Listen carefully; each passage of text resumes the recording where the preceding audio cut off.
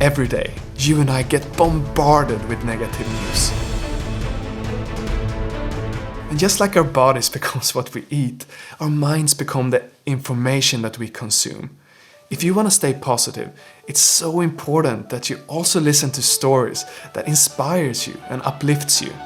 In this podcast, we interview world-leading experts dedicated to solving the world's most pressing problems. And if you stick around, I promise you will not only be as informed as if you watch the news, you will feel uplifted, inspired, and have more positive energy in your life. Welcome to Great.com Talks with. Hi and welcome. Today Great.com talks with Steve Arda, who is the CEO and founder of EagleProtect.com. And if you haven't heard of them before, they are the world's only B Corp certified disposable glove and clothing specialist. And if you're new here into this podcast, you definitely want to press subscribe, either on YouTube or in your podcast app, because today we're going to learn how Eagle Protect plans to save the world one glove at a time. So, Steve, thank you so much for taking the time to speaking with us. No problem. Thank you. So how would you describe Eagle Protect to someone that is not familiar with your cause or why you guys exist? Well, we ostensibly exist to sell disposable gloves and clothing to the food and medical sectors, but underlying that is a mission to save the world one glove at a time. It's boggling numbers. We're a New Zealand company. We've been operating since 2006. We moved to the US in 2015. And just to give you an idea of the goals we have here, the US pre-pandemic used 228,000 disposable gloves every minute, 328 million gloves a day, so 120 billion gloves a year, around 40 or 50% of the world production. The world produces around 300 billion disposable gloves every year. I imagine in the pandemic, we know it's gone up a lot, and we're restrained by the supply of the factories, but it's a lot. And the other sort of sad thing, if you like, is that about 50 million gloves in the US every day never get used before they get put in the waste. So there's huge opportunity to clean up that act. And we're a B Corp, which is really hard when you have a product that's used for a very short time and then thrown into waste or landfill. And a B Corp is all around better business. It's what businesses were sort of designed to be, which is good community members, good to their staff, good to their supply chain, and great customer service. So, and a whole lot of ways of verifying that you're doing those things as opposed to greenwashing or whatever. So that was a long answer to a short question. But as I say, we're on a mission to save the world one glove at a time. The US needs it badly, and we're progressing well here. New Zealand, we supply around 80% of the primary food industry there, and working into medical. So we feel as though we're well poised, especially with everything that's going on in the world, to really make a difference. I'm mind-boggled by these huge numbers. Yeah. It's and 50 million gloves don't even get used before they get thrown away. That's incredible. So what are you doing differently then as an organization to make this whole situation better for the planet, for human, for everyone? Yeah. There's three sort of major areas. One is the supply chain, which I'll do quickly. So most of these gloves come from Southeast Asia, China, Indonesia, Malaysia, Thailand, these sort of countries. The glove industry, as a generalization, is similar to the clothing industry or the rag trade, where factories are mostly, the workers are mostly imported into those countries. They're not necessarily treated overly well. In fact, the largest glove company in the world, glove producer in the world, called Top Glove, has just been banned from sending their gloves to the US because of labour rights violations, forced labour, and various other things. So a big part of our promise to our customers is that we go to these factories, we make sure they're working well with their employees, the employees are well treated, and they're paid the appropriate amount of money and all those sort of things. And we run audits, independent audits as well. So it's sort of one part. The second part is the food safety in particular that we're focused on at the moment. One of the things people don't realise is that gloves, when they enter a country like the US, Europe, New Zealand, Australia, they're not checked by anybody if they're not medical grade. So the gloves arrive from the factories in Southeast Asia, get used for handling food or producing food or picking food. And we've run tests on, I think, over 25 different brands in the last 2 years, several hundred samples of gloves, and found everything on the gloves from E. coli to feces, mold, fungus, skin cells, and all sorts of other, I think about 180 different pathogens, many of which are just environmental bacteria, but some of which are either human specific or can cause problems. Or also the other one that's quite concerning is food waste pathogens. So they can accelerate the deterioration of the food product that's been handled. So a big part of our focus is educating customers that a glove's just not a glove. You have to think about where it's come from, how it's been tested. Are your staff being looked after? Are they wearing something that may have some untoward compound in the glove? And so that's the sort of food safety aspect, and that moves into medical as well, taking care of the practitioners that use our gloves, use gloves in particular. And the third part, which is important, is the waste element. So how do we reduce waste? At the moment, the gloves, if you like, are a necessary evil. So you need one if you go to a dentist or a doctor. You don't want them using a glove he used on the previous patient. Or if you buy some food, you don't want a glove that's been used all day. So the whole idea of a disposable glove is to provide a barrier of safety if they're used properly. So how do we reduce? So we use the zero waste formula, which is first, do you need it? That's the first thing. And then if you do need it, how do you reduce the use of it? And the way we do that is just by giving people better gloves. Got a great example of a large company in the US, one of the world's largest retail food sellers, who we supply. We reduce their waste by about 1 million pounds of glove waste per year just by changing their glove. So they moved from a glove that weighed 4.8 grams per glove into a 2.5 gram per glove weight. The gloves they were using were ripping 15 to 20% of the time. The gloves we give them now don't rip at all, or if they do, very, very rarely. And so it's just that lack of, it's just thinking about it. So it's like, what's the best option for what you're actually doing? It's not just off the shelf. It's like, let's get you a glove that does the job that your people need, helps them work better, and reduces waste. So that's the sort of the relatively short answer to that question. But it's just an area that nobody looks at. And it's like anything. Once things get measured or looked at, they get improved. Things get done, and that's our focus. Thank you for that explanation. Those 3 steps were very clear to me, and it's interesting how big the positive effect can be when you make an upgrade on something that seems so small, just a plastic glove, but then it adds up and everyone is using it, and it just becomes these incredible numbers. So thank you so much for the work that you're doing. Thank you. I guess the other point is with the pandemic, and I'm sure it's the same in Europe as it is in the States, the waste of PPE has increased incredibly because there's so much more being used, not just gloves, but masks and gowns and everything. And so it's really important now that people's focus is on how do we reduce that, still use things safely, because you can't not carry on being safe, but how do we physically reduce that usage and stop the waste? Because it's just there's nothing you can do about it. It has to go into landfill. There's no other option at the moment. Having said that, we are working on lots of different ways of how do we recycle, compost, or otherwise reduce the usage and waste. But that's probably another story for a year or two down the track. So you can't recycle plastic gloves? You can, but it's a very energy-intensive process. And there's 2 things that make it hard. One is it doubles the price of the glove, basically, for the user, which is at the moment the gloves have gone up 400% in the last year as it is.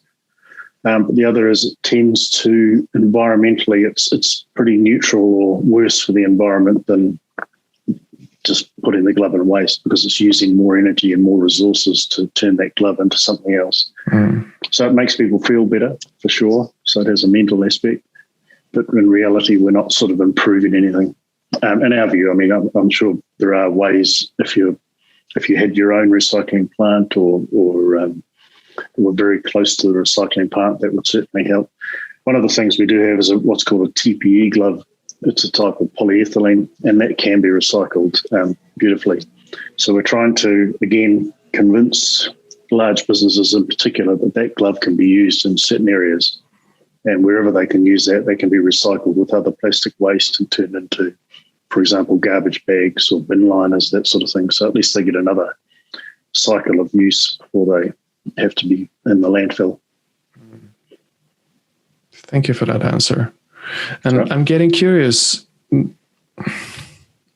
what are the biggest challenges you're facing as an organization? Is it kind of to make sure that the workers in the factories are getting good salaries? Is it to convince people that a glove is not a glove? Is it, what could it be? The answer to that's yes, basically, to all those things. It's just that it's one of those areas that, for yourself, I'm sure before you got on here, you didn't know anything about gloves. Or very little. You probably use them occasionally. If you're working in the garden or whatever, and it's just a glove. But just the sheer numbers, and to your point before, if we can make a tiny bit of difference in terms of the numbers of gloves used in places like the US and Europe that are massive users of gloves, it turns into big results at the other end. So if we can save several million pounds of glove waste every year just by helping someone use a better glove, well, that's really easy. It's a lot easier than convincing someone to stop using a straw and use a spoon or whatever. There's no education involved. It's still a glove. You still put it on. It still does the same purpose. So it's a really simple way. So that's a big part of our story, is trying to convince particularly the large users of gloves, large retail food places, primary industry, meat, dairy, that sort of thing, convincing them to look at the glove as an item that they can actually make a real impact with. You go into a supermarket now and they'll have a big placard that says we're recycling our plastic bags, or we're doing these things. But at the same time, they could be making a huge difference with their glove use if they just looked at it. But it's not that sexy. It doesn't doesn't get a lot of PR because it's not front facing. So that's our biggest challenge is trying to convince people this is worth looking at. And fortunately for us, pandemics are a really good way to get people focused on PPE. A year ago, no one knew what PPE, or very few people knew what PPE meant, but now everybody knows, and it's front of mind. So we've been handed this opportunity to really carry on that education, if you like, to people and help them use less of what is a necessary product, but how do we make it better for everybody involved, the workers, but also the earth at the other end, if you like. Yeah, that's good to have those consequences on top of this difficult situation. Yeah. So given that you're having these new opportunities, then where do you hope to be as an organization in 5-10 years time? What is your mission? Well, that I know, but what is your goals? Yeah, I mean, we have very ambitious goals. We think, we're a relatively small company. In fact, in the US, I'm not even sure we make small. It's such a big country, and it's funny when you look at some of the calculations they have for small. It's something like less than 500 staff, or some number like that. It's like, and we have about 20 staff in New Zealand and the US. We're growing fast here. We've just hired another 3, which is great. But we have ambitions to be a $100 million company within a couple of years, if we can just get the resource to do that, in terms of get the supply out of the factories and the funds to do it. We are really, one of the things is that we say is we're not in love with owning a company or having a company. Our love is saving the world one glove at a time. That's our mission. So however we do that, if we have to team up with bigger operators to help this happen, then so be it. We're not. we can see the opportunity in front of us, and we have to really just take it however we can at the moment. But in 10 years, we're working on various projects in the US with a couple of the universities here on how do we change this totally. I don't know if you can see Mr. Scott behind me. He sits on my shoulder, just sort of reminding me to be a bit logical and stop getting too excited about things. But one of the things we can do, in 10 years or 15 or 20 years, a glove may be a small force field that you have on your hand that protects you and the patient or the whatever. So if we stop thinking about a glove as a piece of rubber or nitrile that goes on your hand, but rather what does protection look like in 10 years' time or 12 years' time? What will people be wearing? And I think in the food industry, for example, there'll be a lot of robots doing so-called menial tasks, but repetitive tasks. I wouldn't be surprised if you went into a hamburger place and there's not many people there, that mostly it's robots of some sort in the back making the hamburgers.